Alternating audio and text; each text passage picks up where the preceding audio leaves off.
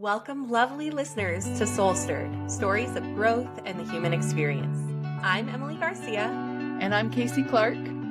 We will be your guides on this journey. We are so glad you are here. Each week, we'll come together, sometimes with other incredible thinkers, creators, and adventurers, to generously share stories of self-discovery, recovery, triumph, and what it means to live a life on purpose. No matter where you are in your own journey, connection is here for you at SoulStirred. Settle in, take a deep breath in, and let's inspire each other. Welcome to SoulStirred. Welcome back, SoulStirred listeners. Today we are here with Luann Horobin. Luann is a transformational and leadership coach who is one of only 1,700 master coaches in the world who hold the ICF Master Coaching designation. She works with executives, business coaches, and people to be their best selves and live their best lives. Welcome, Luann. Thank you. I'm excited and really honored to be here today. Oh, we're excited to have you, Luann. Thank you for joining us, and thank you for reaching out to SoulStirred to ask to have your story highlighted on our show. We're grateful to have you here. We are embarking on what SoulStirred is referring to as our season 4 of our first year. And in season 4, we intend to share stories like yours and ours of humans and the experience of being human, taking the moments in their life that may have felt like trauma or tragedy and transforming them into triumph, turning your pain into your power. Please share with us and our audience where your story begins, Luann. Well, thank you. I really like your phrase of turning pain into power, because it's in reflection, that's actually what it's like. And so for me, my experience began actually somewhat unexpectedly, as I guess maybe it often does. But I was working in a role that I was really enthusiastic about. I was in career happy land, and I had recently gone through some personal changes. I was recently have become a single mom and was going through that whole process, which, you know, as everyone knows who's been through it, it's complex and it takes its time and energy. And there was a massive restructure that was going on, and I unexpectedly received a package because I was actually working with that restructure, and I was completely 100% unprepared. Just didn't even slightly think it would be coming my way, which I thought afterwards was probably a little bit naive, because of course I could have received that. But it really sent me into a thought process which ultimately led to a change in my career, which I love. And in hindsight, I would not have taken if I didn't get that package, because I really enjoyed my work. I wanted to just work in different industries, but I didn't know how to do that. And I felt really pressured because there was a lot of financial pressure, and I was newly a single mom. So to be honest, that feeling of dealing with the personal and professional changes at the same time in terms of the finances, family, and so on, it honestly felt like a mountain that was so much bigger than me. That at times I thought, holy smokes, you know, they say this is really inspiring. Like, it's inspiring enough to make you never, ever be here again. But it's also really demanding.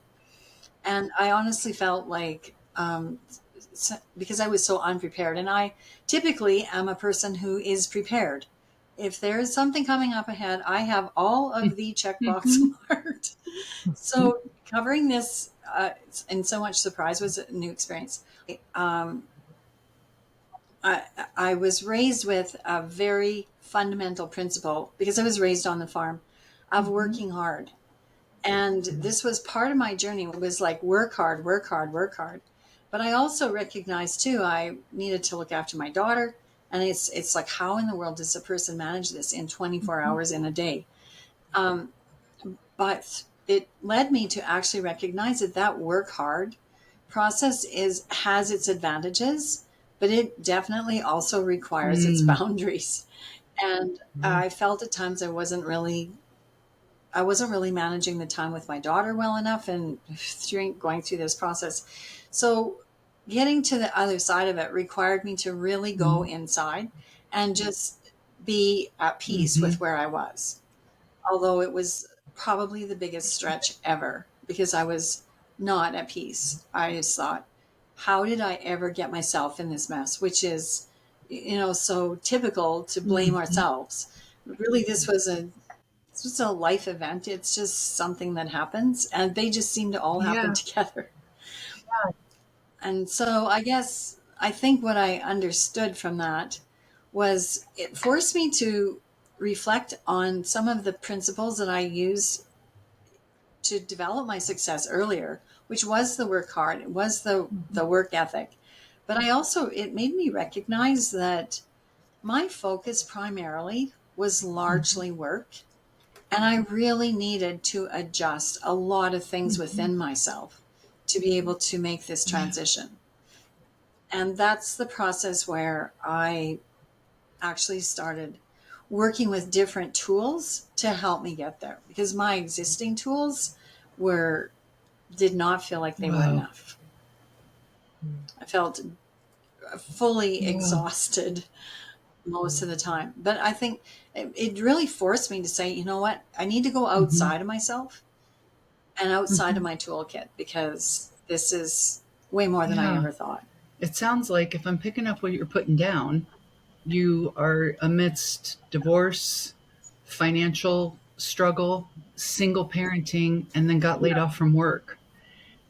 And that prior to that, you had an identity, a sense of self that you held on to that was like, I'm a prepared person and a hard worker. And I really loved my work, and I'd been in that role for a little while, and I really had a lot of successes in that role. The other thing that I've learned, because I've kind of have two branches in my work, one is career and one's mindset, and they often intersect. But in a layoff, it can be possible that we can be doing, we can be receiving a package not because of a performance issue, but because of a restructuring. Sometimes things happen that are not in our control. Sometimes things really do happen to us. It's 100% true. Right? Yeah. So here's what I really want to know more about is, what was that like for you when you were in that downside place where I know I'm going to speak as your voice for a moment, if I may, but like, I know I'm a prepared person and a hardworking person. I imagine there must have been some, how did I get here questions when you found yourself in the midst of uncertainty. I completely felt like, how did I get here and where did I mess up? Because my whole life was, in my opinion at first, my whole life was a mess. I couldn't allow it to be a mess because I really needed to be available for my daughter. And I really needed to reposition myself. So this is an interesting thought, because when you look at things, when you're a prepared person and you look at what's around you and you think, this is not what I prepared at all. Yeah. That was my first impression, was, how in the world did I get here? Like, what did I do wrong? I really self-blame and self-doubt was significant. And however, what I was determined to do was to show my daughter that there are ways to come through difficult times in a better position, in a better situation. But I did not feel very, what would you say, competent at presenting that at the time, because in myself, I thought, how did I create this mess? Like, and it's interesting because that's 100% correct. It wasn't all in my control. Some parts of it were in my control. I'm not saying it all happened to me. It definitely, parts of it were in my control, and definitely parts of it, were part of my interaction for sure. But to get to the other side of, like, how do you show someone how to get through this and kind of keep yourself reasonably together when you really feel like a mess, like an absolute mess.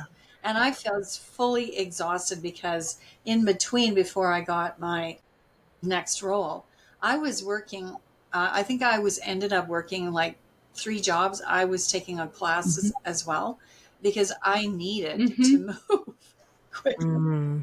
And Mm-hmm. I think what just kicked in was, I think it's a certain amount of just Mm-hmm. adrenaline kicked in, and organized things so that my daughter had what she wanted, and that time that we had together was actually Mm-hmm. optimal time. So it's just a total repositioning. And it reminds me kind of a little bit of the metaphor of, before a puzzle can be put together in a new way, it Yeah. has to come apart. And every single Yeah. piece, but literally that whole thing as I knew it, that whole framework was Yeah. not available, Pablo was gone. Picasso, I think it was, who said the greatest acts of creation always begin with a great act of destruction. We have to we have to first disintegrate before we can integrate, right? And what I heard the sounds of in what you were just saying is when I was sort of stuck in a space of what did I do wrong and what's wrong with me, self-blame and self-doubt, which is very human to have the head go to that place when we're Oh, in a downside of life. um your external thought was, how do I control this mess? And when you shifted the inside voice, it became, how do I control myself so that I can navigate the mess? I Universe really just had ding to ding ding. Did shift. anybody else hear that? I think that the biggest benefit to that was me recognizing I was really forced to go inside and say, what other Mhm. strengths do I have? It's not just hard work.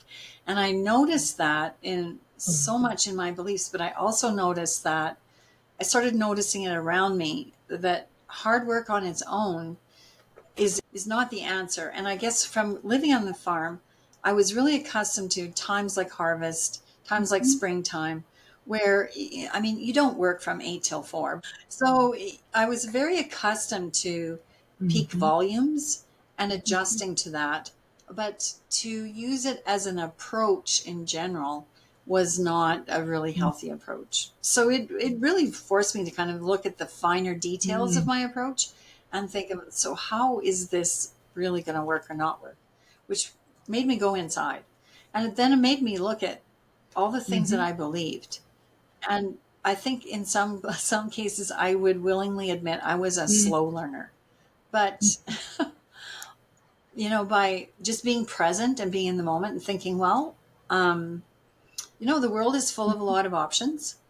I'm sure there's one more Mhm. option for me. Mm-hmm. And pretty soon the pieces started coming Yeah. together. I'm curious, how did the inside conversation change at that time? Like when did you notice yourself shifting away from what did I do wrong and what's wrong with me to I know I have more choices? And how did that channel sort of change on your inside voice?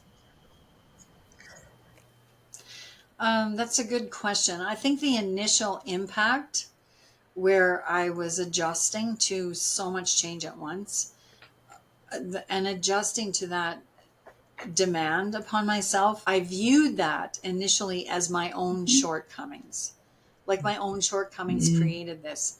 But what I also realized as I thought about it, I thought, actually, Luann, you've created a lot of things for yourself prior to this.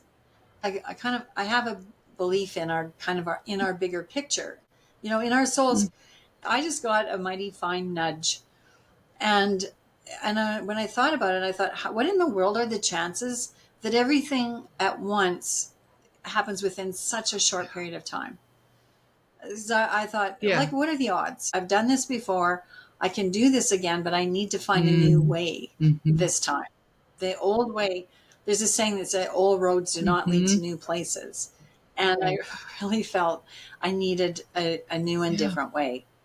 That led me to thinking more not about myself, but within myself, to be able to go out Yeah. within, to be able to go out and be Mm-hmm. more present with my environment, because that actually was really where I Yeah. needed to be. I Did you? Did you have external resources that were supporting you during that time, like reading or people in your lives or anyone who supported you? Well, I had my parents, and I had a couple of close friends, but as many people know, when you're going through the personal changes of divorce, it involves a lot of your friends, and there's a lot of the relationships change, once that situation changes.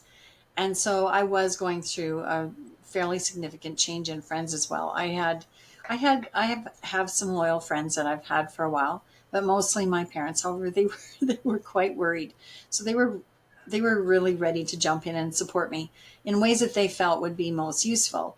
Which sometimes we had conversations about, what would actually really be helpful for me, because they were really worried, because they were worried for my daughter as well, and they were worried for me, and they just couldn't really understand how this could all unfold so much at one Yeah, time, well, right? and continued knocking me down until I got the lesson that the problem was me, that I was the thing that Mm, was trying to change.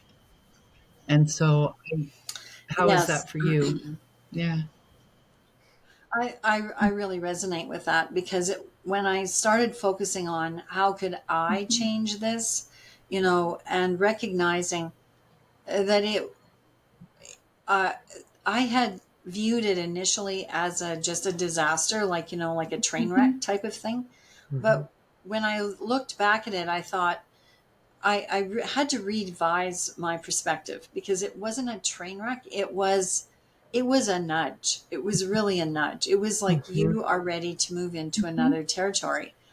And and what was interesting was, as I was looking at some of the support that I could get in terms of additional support, I was looking at what is it that feels more supportive to me, because and that's when I investigated coaching. I got started in coaching, but that's also when I started looking at my own process of thinking.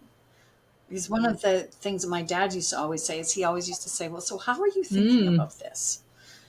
And, and I was so kind of immersed in that initial, oh, I have got a huge thing to solve here, that I hadn't thought about that at that point. It took me a little bit to get into that. How are you thinking When about life this? knocks us down, our brains go into survival mode. And so it's very Oh, difficult to engage in objectification of oneself when your brain is just busy trying to keep you alive. It's hard to see yourself from oh, outside yourself, like, what am I thinking about this, when I'm just busy trying to feed and house myself and my daughter. seriously, that is the exact mindset that I was in. I need to be two steps ahead of everyone else, because otherwise the consequences are Yeah. not very good. And I have to be there. There's just no option. And so it's a really incredible driving force. But it also, when I look back at what I accomplished at that point in time, because I was working in between, before I got my next role. I was working 3 different jobs, and I was going to school, and I was parenting, and I was looking after things in my home. And I thought, how in the world did Yeah. I do How in that? the world did you do that? I'm not sure, actually. I think I've always been very attentive to personal care, and I made sure I got rest and nutrition. And then I made Yeah. sure that I just optimized every minute Mm-hmm. of my day. Like, became just, I don't know, almost a masterful planner. I could, they say there's a lot of information that says multitasking isn't the best thing, but if I didn't know how to multitask, which I knew from the farm, I don't know how I would Mm-hmm. have got through it. I was very effective at having several irons in the fire and watching them Yeah. process. So I think it's just that deep down, that resource within you. I just pulled in on everything I could from that. But it forced me into revisiting myself and my thought Yeah. process.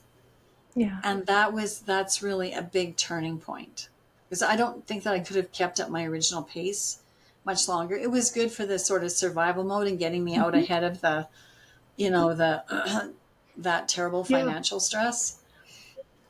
Not that the financial stress was gone, but at least it got me out of that moment to moment financial stress. And then I was able to think, well, so we need to do this better. Yeah, you were sprinting, which you can't do forever. And then you have to learn, how do I move this into a jog that I can endure? I Yeah, I was thinking about the comment that or the question that your dad had for you. How are you thinking about this? And I'm wondering, how did that influence you as you started to think about neuroscience and the brain and how you change the way you show up? Well, before I really worked into, the science behind thinking and thought and mindset, I didn't realize how much sort of science and chemistry there was. I kind of looked at it as, and I call it positive thinking, where positive thinking to me is good, accepting for that we're not always acknowledging the things that really need to be changed. Like I'm kind of reframing what needs to be changed. And I felt that I couldn't reframe it. I needed to address it. But I wasn't exactly sure how that process worked. As I started to investigate and research and learn more about it, I thought, this is fascinating. This really makes sense, because it ultimately, thoughts are very reflective of brain chemistry. And it makes a difference if there's endorphins or if there's cortisol. Like, it's the difference in the world. That's just a simple fundamental concept. And just even understanding that made me recognize, wow, if I can remember not to trigger off the cortisol, I'm going to be able to be so much more effective in my mindset. And I needed that effectiveness. I didn't feel that I felt like as if I needed to optimize on my mindset, not do the try once, try twice, try three times sort of route. So I thought, well, this is fabulously helpful. And as I started to explore it and learn more about it, I recognized there are times like that work hard thing almost sometimes has a sense of an urgency, or it's kind of driven by not quite a desperate energy, but kind of a desperate energy, which is a cortisol inducing energy. And so I thought, well, I can definitely do this differently. And it really helped me recognize areas where I could really change the way I was thinking and the way I felt about things, which was like, it was almost like fertilizer, because people would say, oh, Luann, how are you managing this so well? And I'm thinking, I don't know, but I don't think I could answer that right now. But I said, I feel better about it. I just feel like I'm making progress. I feel like I'm on the right direction. And I feel like, I know that this is working out now. So, Some of that is being able to just see and celebrate the tiny successes. It's not a huge thing like, okay, my finances aren't where I want them to be. My life isn't exactly in this place. I don't have the career I want, but I can see my little successes and I'm proud of myself and I know I'm moving in the right direction. yes. And that's such a really good point. Is that I'm a firm believer in celebrating even the smallest victories. And I was raised that way. We always had at dinner, we always had go around the table of what was the best part of your day today? How did and I made a practice of that with my daughter. So even though we were going through this, we would come up with 2 or 3 things that were really good about our day. And it was a very helpful thing. And I still think it's a good grounding thing. And I notice even to this day, she still uses that. She'll say, well, this is what's a good thing about my day. So that's very rewarding. And I think it does shift us into seeing, because when we're in it, it's harder to see our progress. So we want to look for our progress and celebrate it. I played that game with my kids growing up at the dinner table. We did a version of high-low.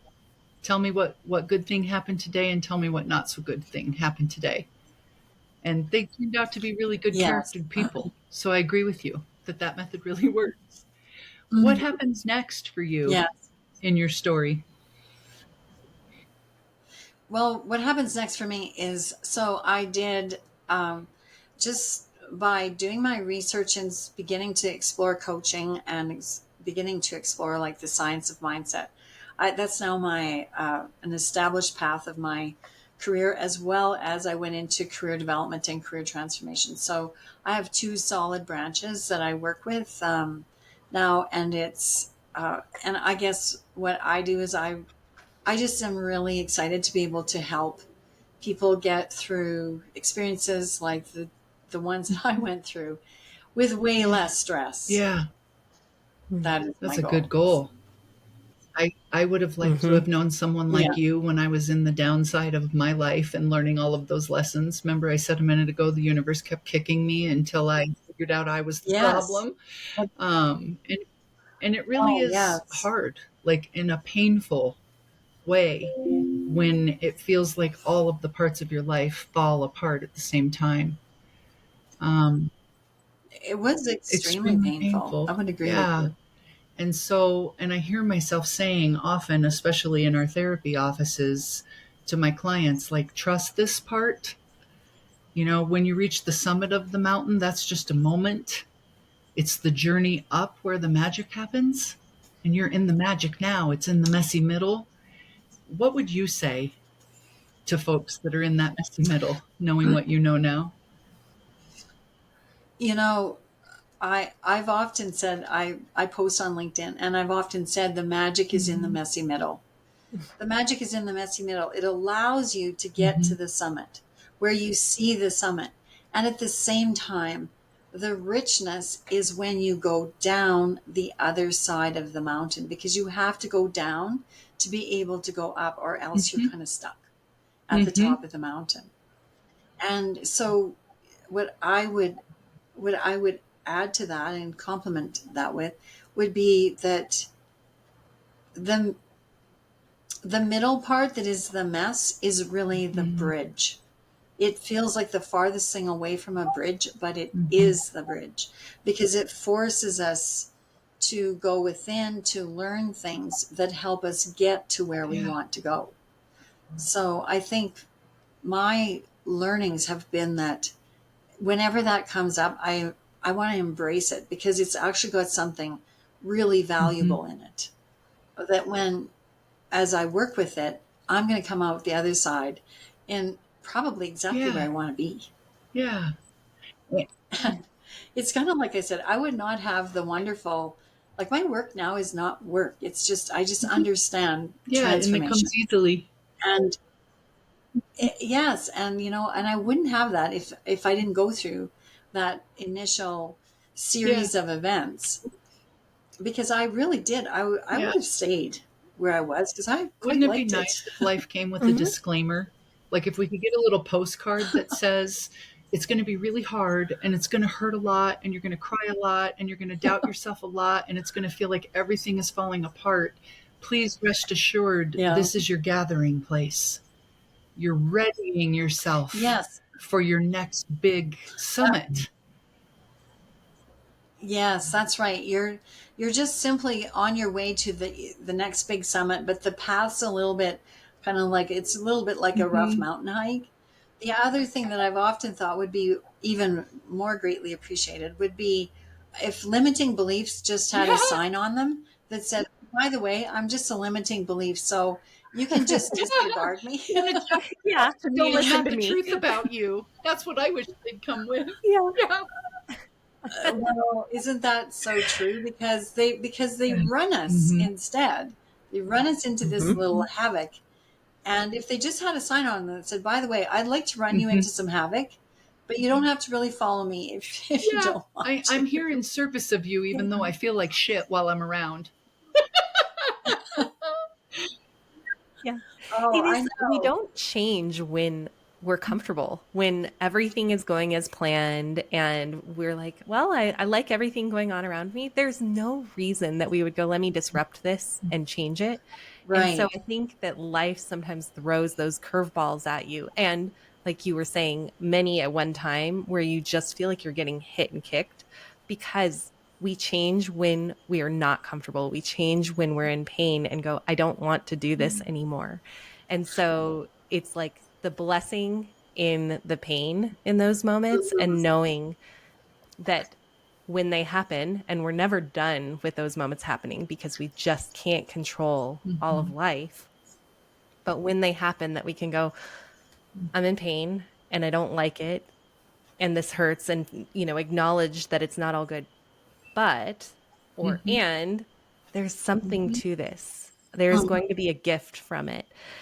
And so I'm wondering how that has influenced the moments that just show up in your life now. Do you have a different mindset or is there something you say to yourself when life gets hard now? That's a really good point, because it's a reminder that as I recall thinking that once I was launching my new career path and was growing and I was really excited, I was thinking, oh, yay, clear sailing from here. Man, there can't be another one. I think now there's just that recognition that it's not about something I've done wrong. It's just something that I get to learn and I get to grow upon, because there are always better things on the other side. Like I really resonate with the fact that these challenges are bridges, and I kind of embrace them and say, oh, wow, look what's here. I've got something I can really You use. sound like a woman who has healed her shame. Yeah, I no longer get hard on myself for it, because I also recognize that I'm the person that will bring myself through it. So there's no point in stepping on my own foot, so to I speak. love that response so much, and want to kind of highlight it for the folks who might be listening, because in my experience, and you'll get to tell us if this is true for you, it was from my climb through those painful days when life was kicking me in the face in multiple ways, and from the hurt and from the tears, that I learned about myself what you just said. It's like I had to go through to build the strength and the trust in self and the resilience to know I can conquer anything. It's like, come on, life, throw it at me. I'm ready for the lessons, and I know that I will feel the pain and get through to the other side. But I didn't before surviving my own tragedy, like what you're describing. How does that sit with you? It really does sit with me, because I think that that's how I feel. I really feel that there are unlimited options to anything that comes my way. And sometimes if I feel like I'm putting a lot of effort into it, maybe with sort of limited results, I always look at my own mindset and think, like, what am I avoiding Nice. here? And the other question I ask myself, because I ask myself a lot of questions, because I find that they're excellent tools to help me move forward, and I use them a lot, is how is this exactly Nice. perfect? Because when I ask this, how is this exactly perfect, it will often show me something that I need to learn in a bigger Yeah. picture. This is just, it will show me how this is a bridge for where I'm Love going. that. And Now you have a response to your dad's question. How are you thinking about things? Well, Dad, I'm questioning everything. I'm asking myself a lot of questions right now. Yeah. Yes, but they tend to help me sort of see beyond this. And another one is, how is this fear really showing me what I need to know? Mm. Like, it's really showing me something that I need to Yeah. know right now. And answers will come forward, like, how is this exactly perfect? Is, even if it's paused or delayed, um, then I'll think, you know what, this is not the time, something else. And then it's before long, what I'm thinking about will come forth. So I've just really learned to just be, I think the most powerful moment is a moment of now. And I know that sounds a little bit kind of candid, but it really is. Being present in this moment of now allows us to really take stock of exactly where we're at. And change only happens from truth. And that's the moment where we'll really, really get our truth.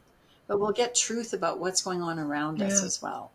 And in that way, we just become that much more effective. How is this now moment exactly perfect?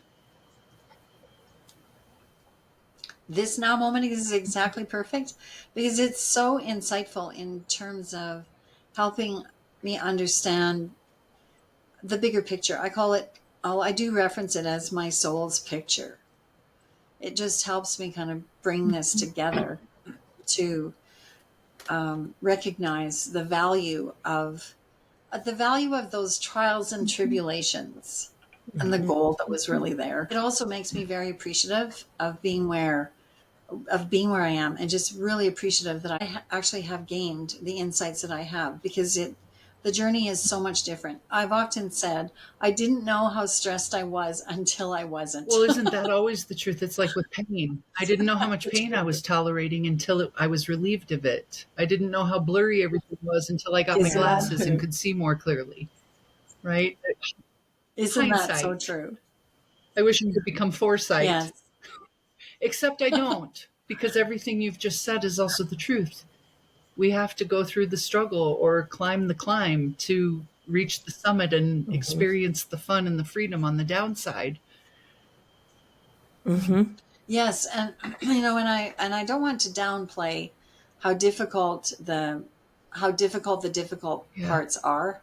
I don't know how else you to did it phrase that, perfectly. but um, it just they are deeply challenging, and at the same time, when those deeply challenging moments come now, I recognize them differently, and I think this is the importance of Mm-hmm. perspective.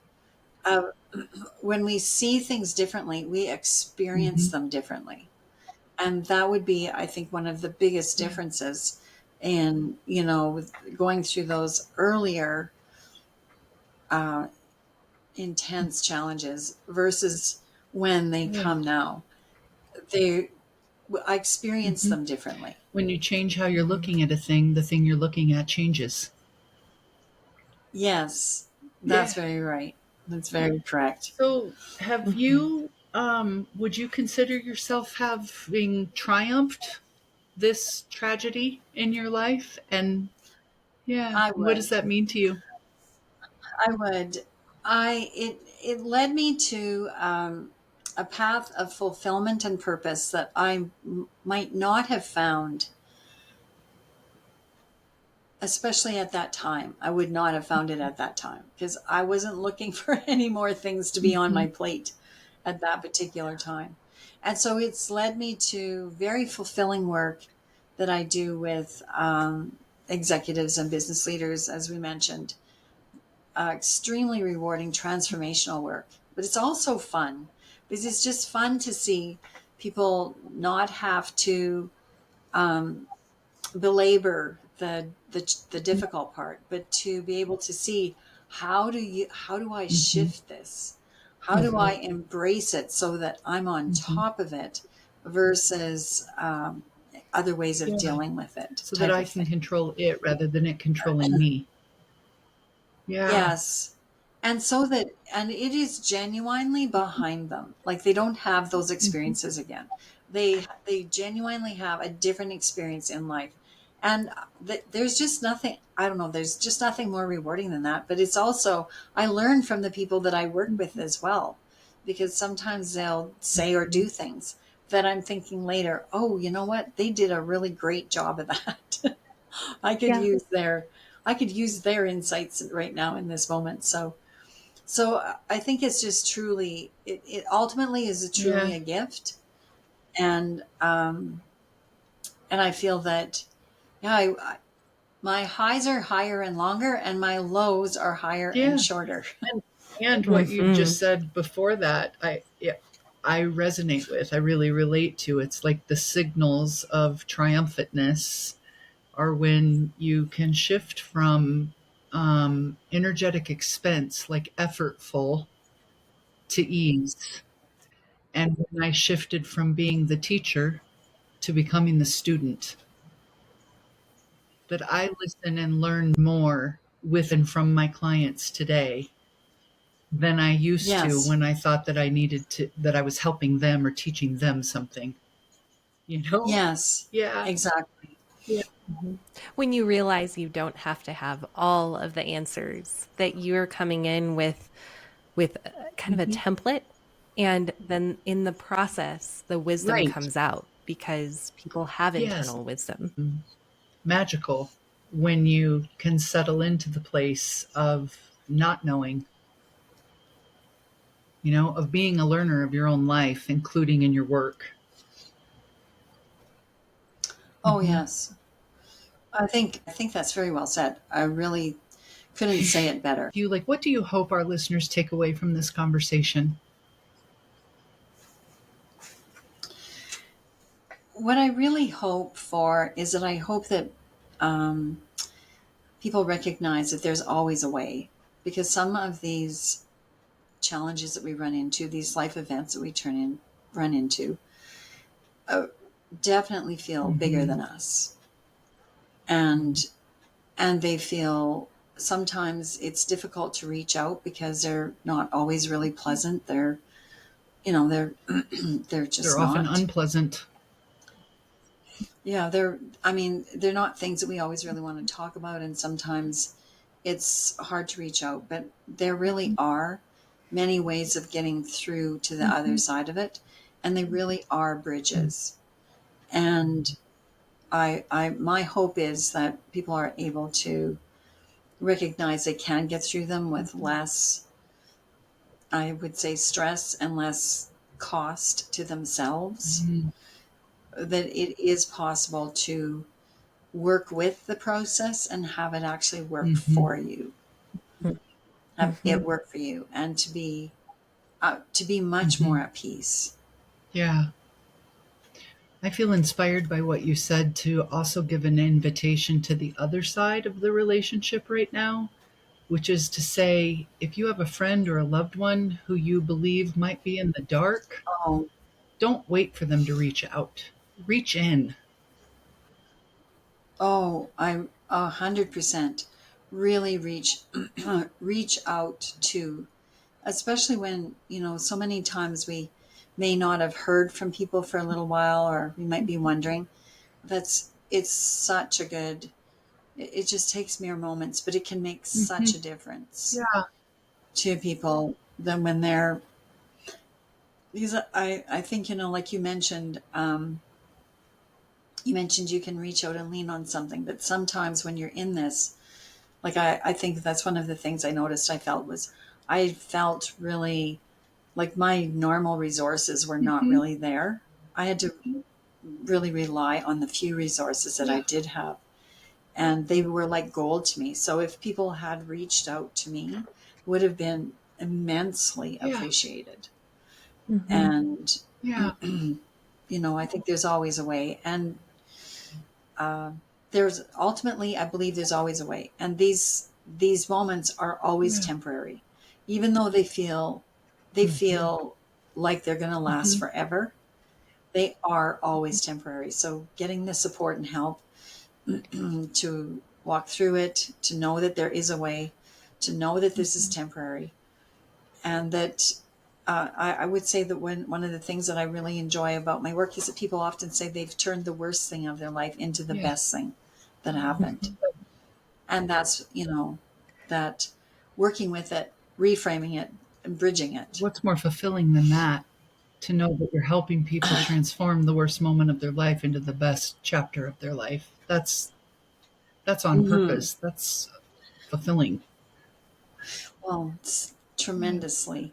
And when I think about it, it wouldn't have happened if I didn't go through my own process Yeah. as well. Of course. Mm-hmm. You So gained your own personal wisdom. yes, there's a silver lining. There's always a Mm-hmm. silver lining, and it will be there. So sometimes it takes help from someone else to help To us help us see that remember to and navigate navigate it it. Yeah, and to change the question yeah, from what's wrong with me to what's exactly perfect about this. Yeah, yes. because it's hard. I And know. there's brain science behind this, right? It's hard to find that Yes. light when you are holding yourself in the dark. And we do need each Oh, other that's true. to hold us up and Yes. give us a hand to help us make that last part of the hard trek. You know, Yeah, remember who you are that's true. and what you're made of and what's possible for you. And I'm here to remind you, you are not alone. Yeah. Yeah. 100%. Yeah. Yeah. 100%. Well, as we approach the end of our time together, we are going to ask you the question that we ask all of our guests. What are you grateful for?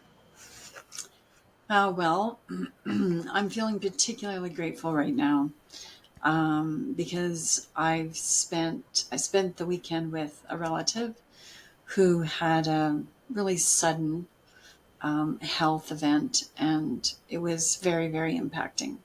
So I'm feeling extremely grateful for life. I'm still feeling extremely grateful for health, and just for being able to also be able to help someone.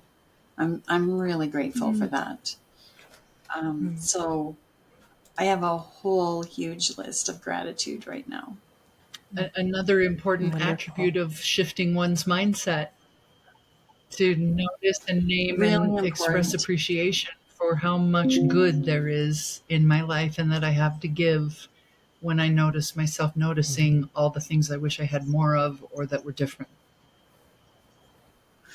And it's being so grateful for things in life. And I think one of the things that happens with that is it helps us recognize what's really important, and to focus on, how this world can be, how do I say this? How this world can just be in its best place, and how those Yeah. people with us can be in their best place.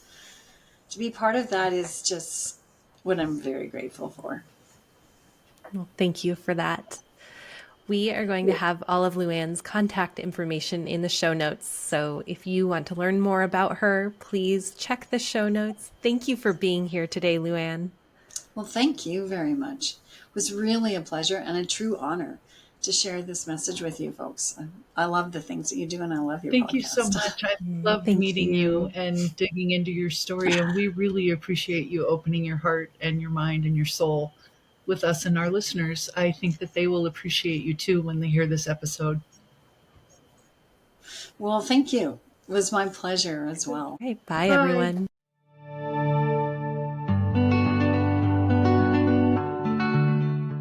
SoulStirred listeners, thank you so much for joining us today as we bring you stories of growth in the human experience. We appreciate you, and we have a request for you.